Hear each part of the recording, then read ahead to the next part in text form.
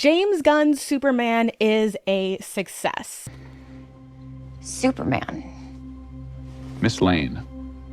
The film, starring David Cornsweet, the most Clark Kent name as ever as Clark Kent, was the first installment in this new DCU, with Gunn at the helm, starting what has been called Chapter 1, Gods and Monsters. This is the third live-action Superman to come out in my lifetime, following Superman Returns in 2006 and Man of Steel in 2013. And it also is the third best-reviewed Superman movie, following Superman 2 and Superman the Movie, both classics. Say, Jim, whoa! Excuse me.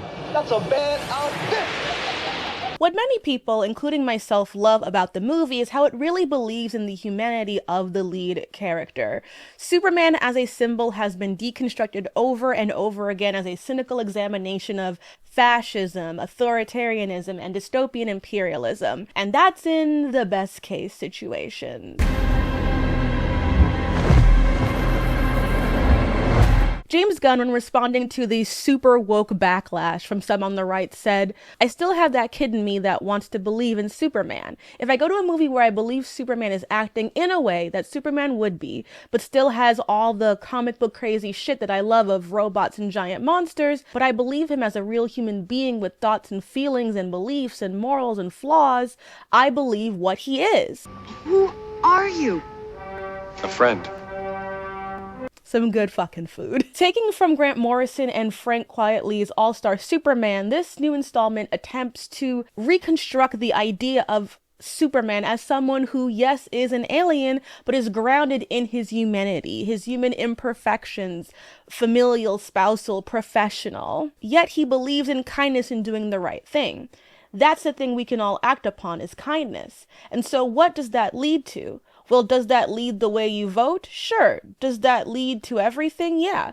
Does it lead to how many people are dying from road rage? Yes. All those things are affected if people just start to value kindness.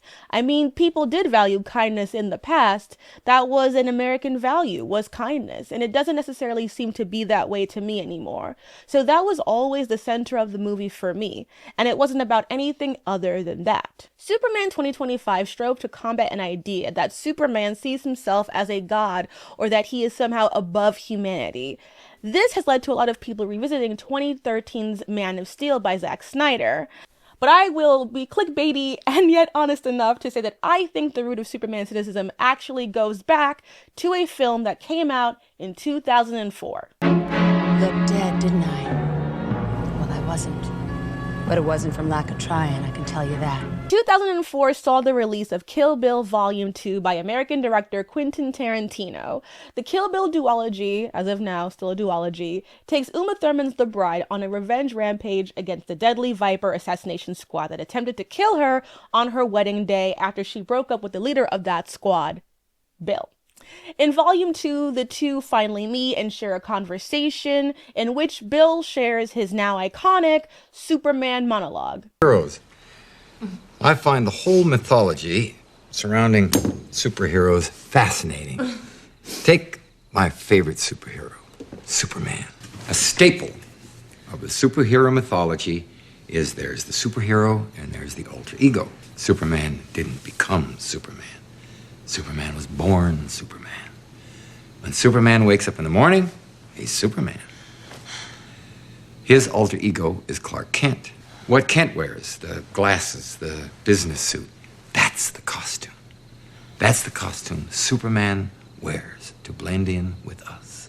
Clark Kent is how Superman views us. And what are the characteristics of Clark Kent? He's weak. He's unsure of himself. He's a coward. Clark Kent is Superman's critique on the whole human race. I was roughly 12 years old when I first watched this scene, and it was at the time very profound, and it sort of encapsulated this image I already had of Superman. In the 80s to early 2000s, it really was a Batman world. You had Tim Burton's Batmans of 89 and 1992, which revitalized the character for a new film audience. Batman the Animated Series, which is one of the greatest crime shows of all time, argue with yourselves. I threw a rock at him!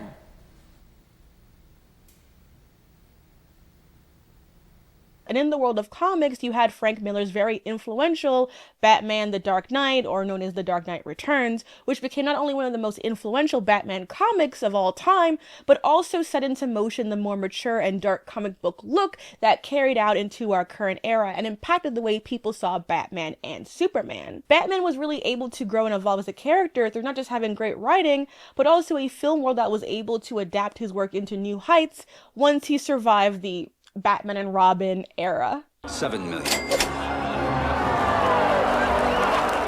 Never leave the cave without it. And then we got the Nolan Batman trilogy to show that we could have a grounded Batman, but that grounding is only really capable of doing with Batman. And even my hot Nolan take is that I don't actually care for the Dark Knight trilogy in that way. Like, they're well-made movies, but they have such a like passive disdain for the source material that it just kind of makes it hard to enjoy them wholeheartedly, even though I do know that they are great. They're just, I'll watch Batman Returns until the cows come home. You're catnip to a girl like me. In comparison, Superman became a harder and harder character to sell to audiences because it did mean believing the central conceit that Superman is good, period, and not lawful good either, or a prop for the US government, that he represents an ideal goodness that is unshakable.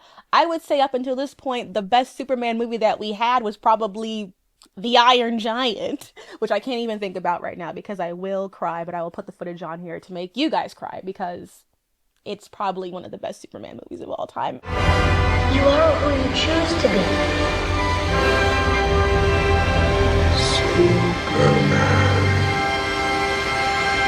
But people really love shaking the idea that Superman is inherently a dubious character. DC heroes have so many episodes or AU stories where they fall into fascism because the DC heroes, at least the big three, Batman, Superman, and Wonder Woman, are framed overall more idealistically than Marvel has been historically. Captain America is a soldier and much more tied to the American government in a tangible way than Superman was. Iron Man is a war profiteer, but Batman mostly has discourse about why he doesn't end crime with his money, even though he does do charitable work in Gotham. It does happen. Batman is an ethical billionaire, mostly, because it's generational wealth. It's mostly good. And Superman became the box in which people decided to ask the question of, well, what if he went bad? What if Superman was raised in the Soviet Union? Brightburn, Homelander, da-da-da-da. This constant desire to take a character who is defined as being good and crack him open until we can prove he's faking it. Because he has to be faking it, because why would someone with all that power be good? He has the power to wipe out the entire human race, and if we believe there's even a 1% chance that he is our enemy, we have to take it as an absolute certainty. Power tends to corrupt, and absolute power corrupts absolutely. Great men are almost always bad men, even when they exercise influence and not authority. People take that to heart, and so when we have this character with all the power, we are waiting for the moment for corruption to happen, because who would stop them? Who could stop them? I'm the only guy in the room who doesn't have superpowers, and let me tell you, you guys scare me. What if you do decide to go marching down there, taking care of whoever you think is guilty? Who could stop you? Me? So you want the government to have a bunch of superhuman weapons just to keep us in check? No. I don't know. Yeah. And there is something that people take joy in trying to push these characters to break their values. It's kind of why we still have this conversation about, like, why doesn't Batman kill the Joker? He said so a lot. Batman has made it very clear that he cannot ethically kill the Joker, because if he crosses that line, he will not ever be who he is anymore. And that is a full sentence. That is a full explanation. Sorry, I'm playing with the mic. This desire to like push him until he can kill the Joker. If he didn't kill the Joker when he killed sweet baby Jason Todd, he's not killing him. And like, there comes a conversation of why do we need to push these characters so badly? And it is to prove that we as humans are capable of breaking and tearing down people who refuse to be broken. And it's not like an either or thing. It doesn't mean, like, you failing to rise to the occasion doesn't make you a bad person, but this desire to take that skepticism into every situation is also kind of weird. This This video is sponsored by Proton. Earlier this year, I was in Scotland doing research for another project, and while I was attempting to watch the latest episode of Last Week Tonight, I realized HBO Max does not stream outside the United States. Proton VPN lets you bypass geo-block content by simply connecting to a server in the country where your content is available. So I picked a server in the US, refreshed the page, and boom. John Oliver was back on my screen. After all, if we are all going to keep paying higher and higher fees for subscriptions, why don't we get to watch everything? Proton VPN has over 13,000 servers in over 110 countries, all optimized for streaming, whether it's Netflix, Disney+, Max, Amazon Prime Video, or wherever you stream. Proton makes it easy. It even uses VPN accelerator technology to stream in 4K, so you can catch up on all the Superman films while watching them in crisp HD. It works on phones, laptops, and televisions, so there's no limit to where you watch. It also protects you from ads and trackers so that your data is not being collected and your viewing preferences kept in some data bunker where they know that I'm obsessed with my dress-up darling. So, with my link, you get an exclusive 64% off Proton VPN. That means faster streaming and global access for a fraction of the price. That's protonvpn.com/princessweeks for 64% off. Sign up today. But let's go back to the clickbaity title of this video and look at the speech from Kill Bill, and this part in particular. And what are the characteristics of Clark Kent? He's weak. He's unsure of himself. He's a coward. Clark Kent is Superman's critique on the whole human race.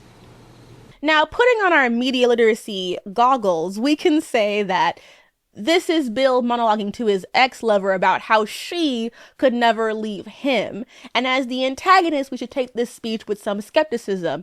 After all, this is his validation for domestic violence, murder, and manipulation. He views the human race this way. And as a professional assassin having an assassination squad, this makes sense. Bill is someone who has, relative to his position, absolute power, and he uses it to manipulate people and put on these airs. He's not talking really about Superman. He's talking about himself, that he can, on a certain level, be a father figure and have attachment. However, ultimately, who he really is the person who would kill that woman after feeling jilted, and that is his true self. And so when he sees a character like Superman, he thinks that in order to explain away how he feels, he has to somehow turn something that is authentic into something disingenuous. If you don't know anything about Superman, never read the comics, only saw the old movies, you have a very superficial viewing of the character. You don't necessarily know this is wrong.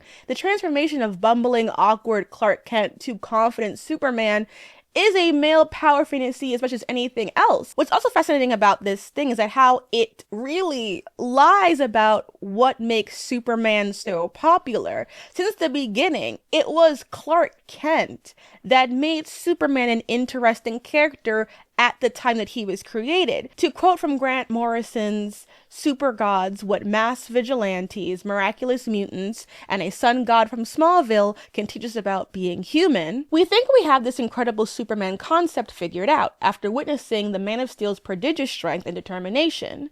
We are treated to Clark Kent, the man behind the S, a man with a job, a boss, and girl trouble.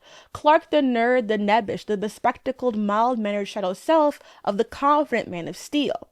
Hercules was always Hercules. Agamemnon and Perseus were heroes from the moment they leapt out of bed in the morning until the end of a long battle-crazed day. But Superman was secretly someone else. Clark was the soul, the transcendent element in the Superman equation. Clark Kent is what made him endure. In Clark, Siegel had created the ultimate reader identification figure. Misunderstood, put upon, denied respect in spite of his obvious talents as a newspaper man at Metropolis's Daily Planet. But Clark Kent was more than the ultimate nerd fantasy. Everyone could identify with him. We've all felt clumsy and misunderstood once or twice, or more often in our lives. Just as everyone suspects the existence of an inner Superman, an angelic perfect self who personifies only our best moods and deeds, there is something of Clark in all of us. And that universality is important. And it also emphasizes something that I think is true about Superman, is that Clark Kent is who Superman would prefer to be. Clark Kent really is Superman unburdened, because the reality is, on Krypton, Clark would be Kal-El, and Kal-El would not have been some super-powered being. His natural state is not exceptionalism. Earth is chosen because it would be the best place for him to thrive and grow. Not just as a person, but also it would give him these powers that did not exist. He is sent to Earth in order to save his life from the disaster and hubris of the people around him, the inheritance of a bad society. Landing on Earth and being raised by two kind, just emotionally sound people is what makes him Superman. Also, whenever I think of the Clark is clumsy and a coward scene, it reminds me of the part in All-Star Superman where Superman as Clark Kent, or Clark Kent as Superman, goes to visit Luthor in prison, Lex Luthor in prison, and Lex is talking about how smart and brilliant he is, and how he's the height of humanity, and, you know, all these things about how Superman is terrible and he's great, and Clark is like a complete loser. I'm just saying, a strapping farm boy with brains, integrity, and no discernible style of his own. You're a prize catch for a cynical city girl. But with him around, you're a parody of a man. A dullard. A cripple. Ugh. Next to Superman, even Lex Luthor's greatness is overshadowed. Meanwhile, Clark is literally doing Superman stuff right under his nose. And honestly, the point of the alter ego is not simply to, like, be a commentary on humanity, but to be the opposite of Superman aesthetically. So, yeah, I think that's great. Thanks, Grant Morrison. As a preteen who loved movies but was also still developing their media literacy brain, I saw that Kill Bill scene as a deep examination of a character who symbolized, even at that point, empire. For me, Superman was even more American than Captain America, that red cloak champion. And it wasn't until this one episode of Justice League Unlimited that I really understood that I missed something. For The Man Who Has Everything is a comic book story by writer Alan Moore and artist David Gibbons that was adapted into an episode of Justice League of the same name. The premise is that it's Superman's birthday, February 29th, leap year in a Pisces, and the alien villain Mongol has this alien plant called the Black Mercy, which kills its victims while giving them realistic hallucinations based on their heart's desire. And what is Superman's heart's desire is to be a normal man on Krypton with a wife and 2 kids.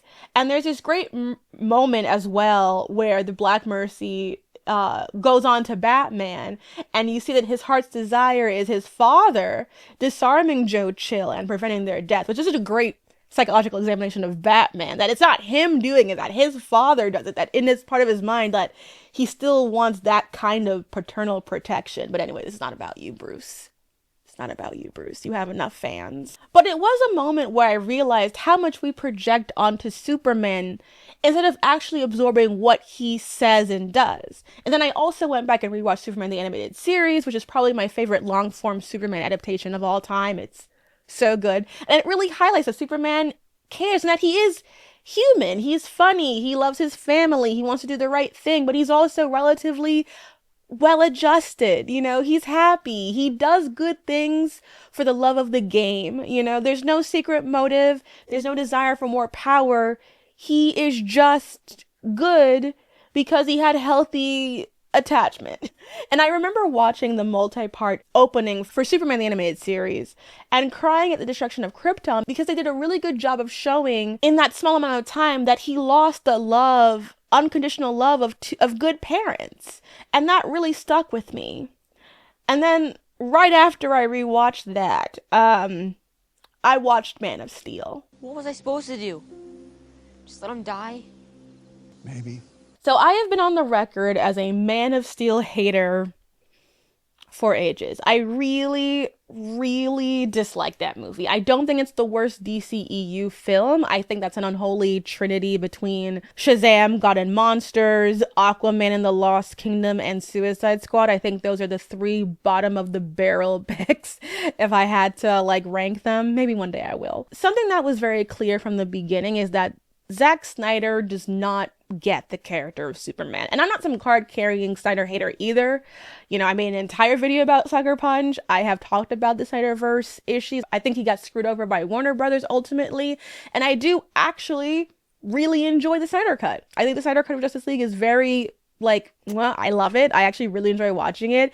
Ancient Lamentations is my favorite meme. I love my friend who passed away, we would always be like, and that's on Ancient Lamentations. So I'm a fan of some of his stuff. But when you watch Man of Steel and Batman vs Superman, you don't just see the influence of Frank Millar's comics, but the ethos of Bill.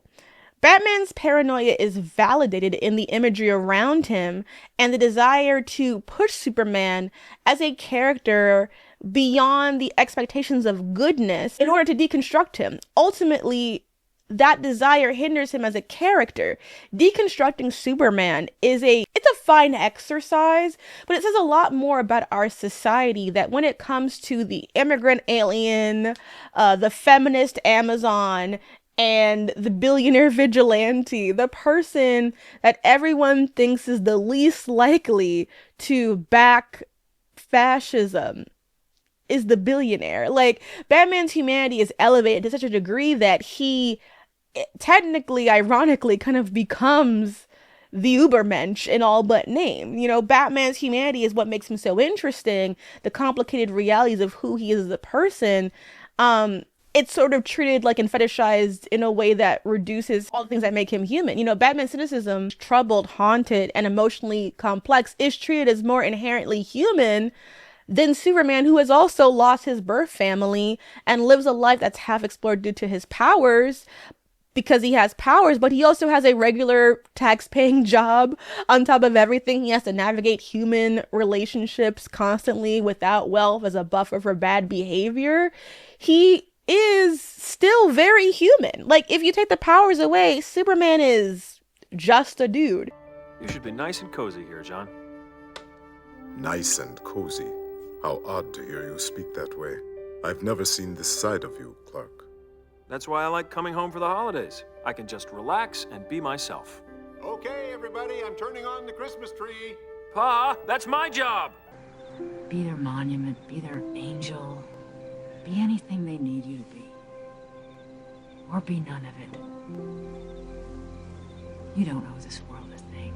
And I will say, when I was rewatching Man of Steel, I even realized that we see so little of Clark Kent. We have so little actual separation between those two characters in the way that Snyder puts the characters together. And there's just so many moments where you see the hyper Christian paternalistic way in which he sees them. And I think that, again, as someone who loves literature, I appreciate a deconstruction. Like, I love Watchmen. At a certain point, though, it's like, yes, there are parallels to be talked about between Superman and Dr. Manhattan and Superman and Homelander and Omni-Man and all these characters. But there's a reason why Superman's a template. Okay? You can't outdo the doer. And I think, again, it does not behoove us to want to, you know, give Goku Black Dragon Balls and turn him into Dark Goku just to say that we did it. You know, like, Man of Steel is already not a very good Superman movie, but its cynicism is so rooted in this idea that, you know, no one can stay good in this world. I have to go to Gotham to convince him to help me. Or he has to die.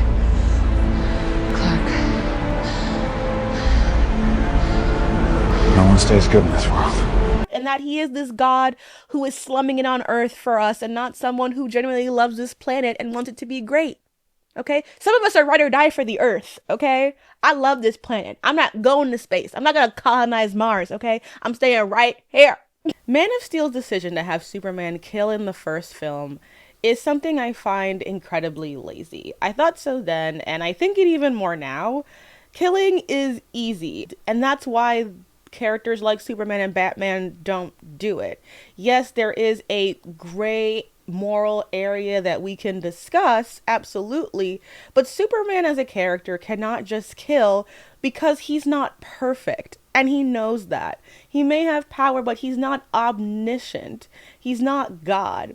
And Superman is, as a character, subject to hubris. His conflict with Captain Marvel in Justice League is one of my favorite examples of that. He holds grudges, especially against Lex Luthor. Superman not killing people doesn't mean he isn't wrong at times or short-sighted. He is human, and that is worth exploring, but giving in to your base instinct to kill and not being clever makes it seem as though all Superman can do is fix things with his fists. Superman is clever. Superman is smart. He frequently fights a genius level intellect billionaire. Like, Superman is not just muscle. He is also brain. And so many people don't take that into consideration. It's why the interview scene in the new movie is such a good addition, because not only does it show Lois in a position of power and clear-headedness in talking to him, but it also shows that even though his heart is in the right place, there are still unintended consequences to Clark acting without jurisdiction. Being a vigilante is a crime, and it is more important for Superman to maintain public trust as someone with so much power than, say, to laser eye everyone who disagrees with him. There are so many scenes of Superman, Clark in the Snyderverse just looking miserable. Yes, there are some exceptions. There are some good moments. I don't even think that Henry Cavill was a bad Superman. But the moment that Clark's dad is okay with letting his son let people die, including himself, that fucking tornado scene, like, that's the moment. I actually remember my brother came home from seeing Man of Steel, and he looked at me and he went, "There's gonna be one moment in this movie and it's gonna break you." And it was that moment. I came back home and he was like, you saw the tornado scene, and I was like, what the fuck was that? But that scene, that moment, that dynamic really created a rot in the character that I don't think ever goes away, and it just breeds into this very cynical, dark vision of Superman that some people admittedly do like. I'm not one of those people. Oh.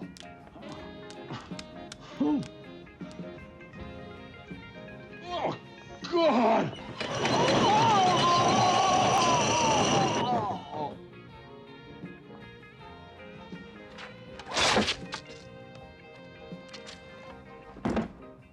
This order's to go.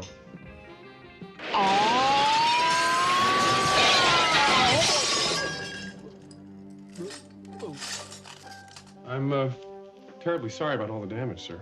The small but very loud segment that is against woke Superman and the emphasis put on his emotions and status as an immigrant speaks to how we have lost the identity of our heroes to this kind of capitalistic benignness that comic book movies have kind of turned into. But also because we think that suffering is what roots people in being good for some reason. You know what I mean? Like, when Uncle Ben tells Spider-Man with great power comes great responsibility, we believe it. And we don't want to see evil Peter Parker, at least not a whole lot of it, because it gets weird.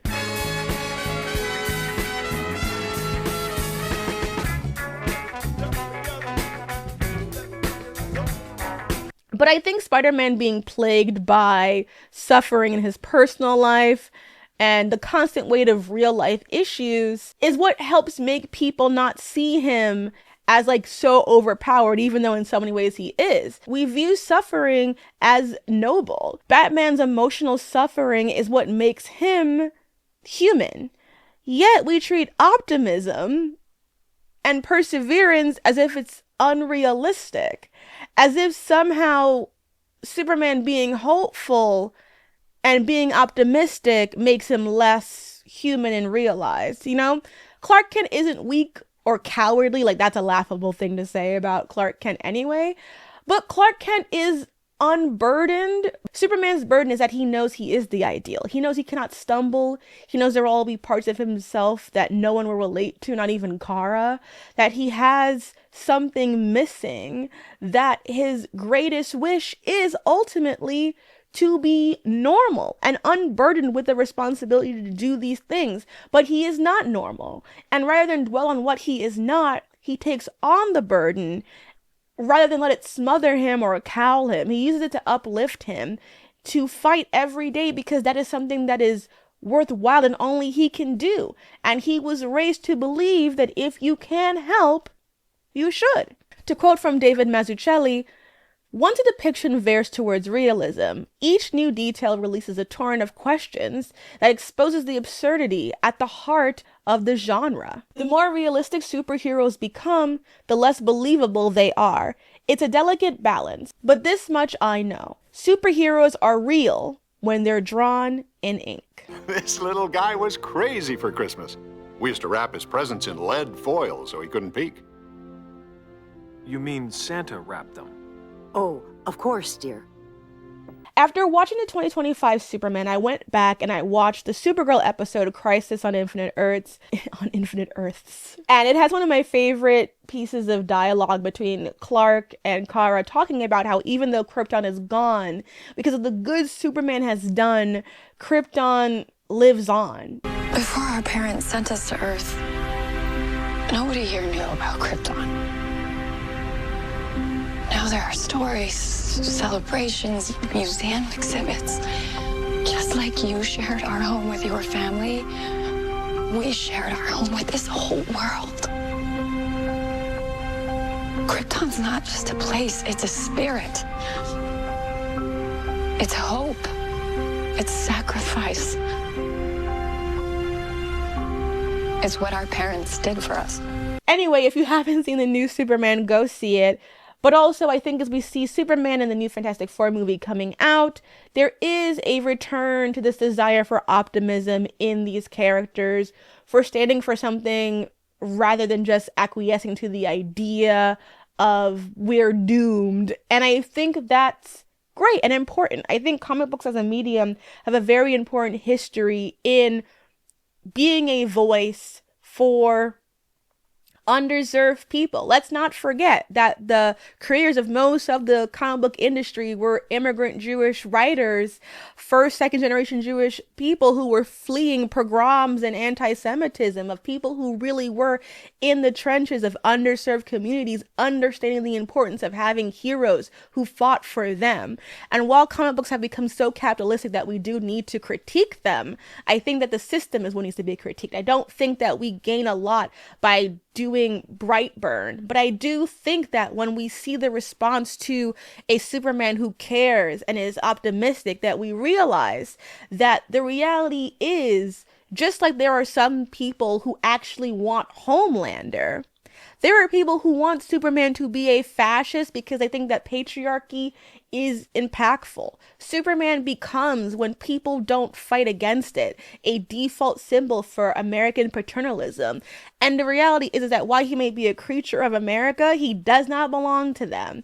And that we as people who love comics and love the genre have to be able to say loudly and proudly, you're wrong. You don't know Superman. You don't know what you're talking about. And these Elseworld interpretations are not the end-all be-all. And for every grimdark Superman you can find, there was a great panel of him helping somebody, protecting people, and being a good father, being a good son, being a good partner. And that is important. And also, if you say you love Batman, and you have to also love the fact that Batman wants to be loved and needs people, and maybe your desire to see him as this grimdark character says more about how you view, again, masculinity and suffering through male paternalism than anything to do with these actual characters, who are all really sad baby boys who really just want a hug and a hot chocolate from Alfred, as do we all. Loves the new Superman. It was great watching Hot Girl throw Netanyahu into the dust.